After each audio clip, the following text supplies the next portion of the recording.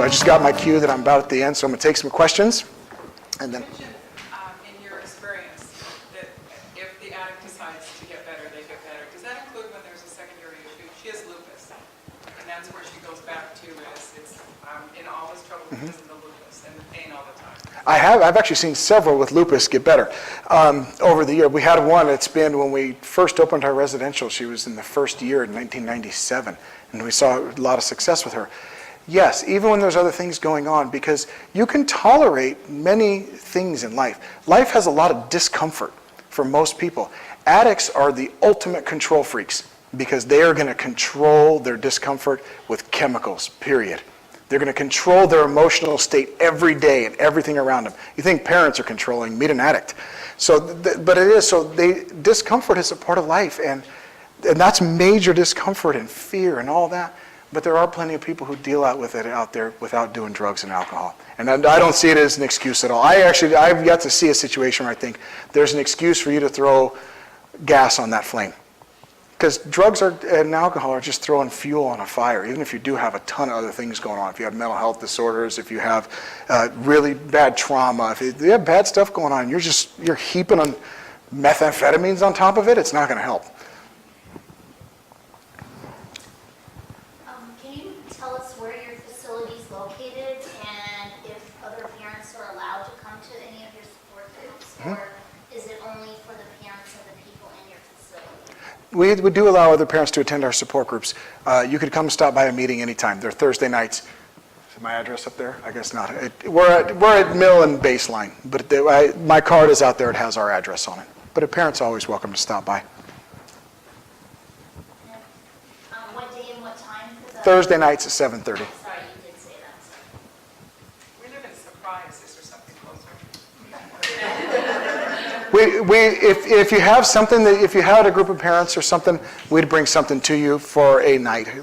I go out a lot. I recognize a lot of people in here because I'm at PAL meetings a lot and treatment centers, and I'm out quite a bit. So if you had something that you wanted to do, we would come out and do it. We'd send one of our staff, or I'd come out. We'd come out and help for sure. And people have called in from outside the areas too. Parents have helped Yeah. with that. Yeah, we have quite a few parents now that are calling in from California regularly just to sit in the meeting and listen and learn. So, but I mean, they Skype in? yeah, any other questions I can answer? I have one. If you realize now that you think your daughter is like bipolar, but she's a drug addict, but I mean, does that bring out the bipolar? Does that increase it, or is that something that they work on at your program?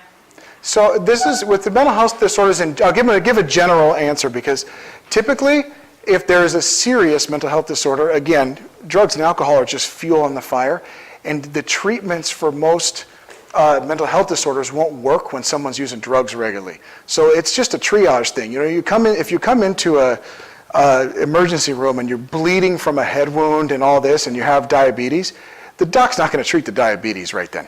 He's going to treat the head wound. And the way that I see it is, the drugs and alcohol are the immediate danger most of the time. They are going to kill the person the fastest, or they're going to block from the recovery from many other mental health disorders. So we tend to see it.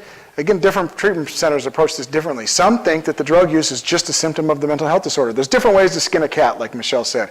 I tend to think it's going to be hard to treat unless we sober you up first. So we go right at drugs and alcohol, and we tend to move the mental health disorder treatment to later on. We start to address it in treatment, but if there's something real heavy, usually it comes out once all the drugs and alcohol are out of their system, and we can refer them to psychiatrists and counselors that do specialties. So that's our normal progression with it. But some people will try to, there are ways, if you wanted to go, I would like to try to treat bipolar first and then the substance abuse. There are places that would try to do it that way. Is there a place where we could look you up, go on your website and see what you've shared was beautiful, informative. Thank you. There's a short, retention. Well, PAL now has this video, so I don't know what they're going to do with it, but they'll have this.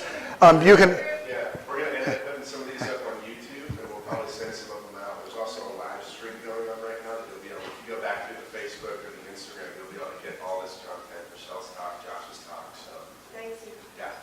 So, and we do have a website. It has some of this information on it, not all of that, but. Okay. Any other questions? Okay. Oh, one more.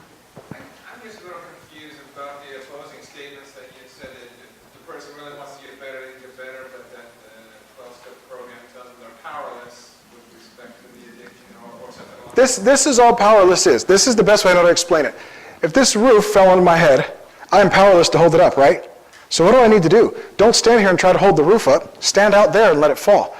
It just means that the powerless, the way that the 12-step program approaches that is, you're not doing well at life while adding these chemicals. So if you're not winning that way, stop adding the chemicals. That's what the admission is. You can't have alcohol and drugs and still win at life.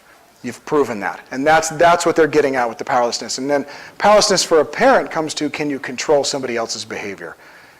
No, I don't believe that you can. Mike's got a comment. No, I just heard that it's a paradox, many paradoxes in life. By accepting my powerlessness, it empowers me to then change it. Yes. Yes, by accepting I can't hold it up, I got to do something different. If this is going to fall, I got to move outside.